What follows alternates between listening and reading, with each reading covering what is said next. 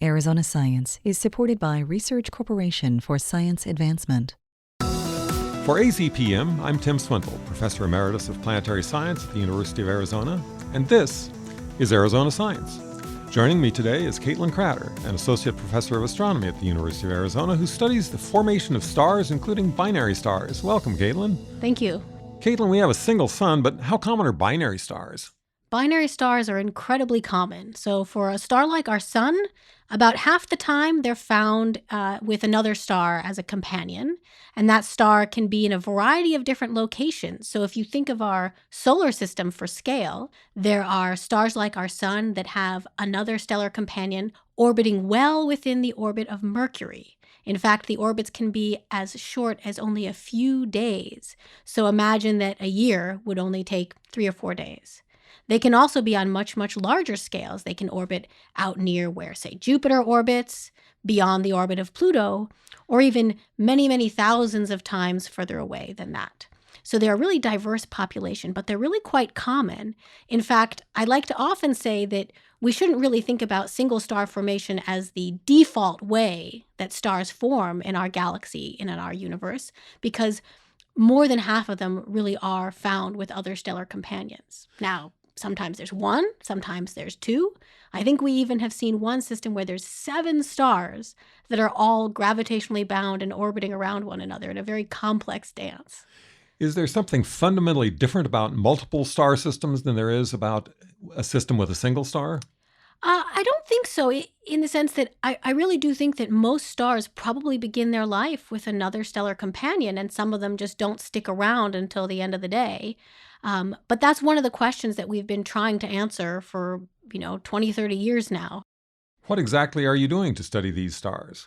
So we take kind of a combined approach of trying to do both complex modeling with very large-scale computer simulations and also using very, very large observational data sets. And I think one of the exciting things about working in this field is that in the last decade or so, we've seen tremendous progress in terms of both the types of computations that we can perform and maybe even more importantly, in terms of the observational data that is available to us in the form of very large surveys of the entire sky. How do planets fit into all of this? Planets form on, we think, a little bit smaller scales. So if you take one of these stars and you wait a little while, it will begin to form a disk, a sort of flat pancake of material that rotates around under the sort of basically following Kepler's laws of gravity. And that disk of gas and dust is a really excellent birth environment for planets. Hydrogen gas, the simplest element, is the most abundant in the universe. And that's almost everything in the whole universe. Next up is helium. So about 70% hydrogen, 20-25% helium. And then everything else is all the other elements in the periodic table. But if you sit here on Earth, Earth is in fact 99% all that other stuff, and very little of the most abundant elements in the universe.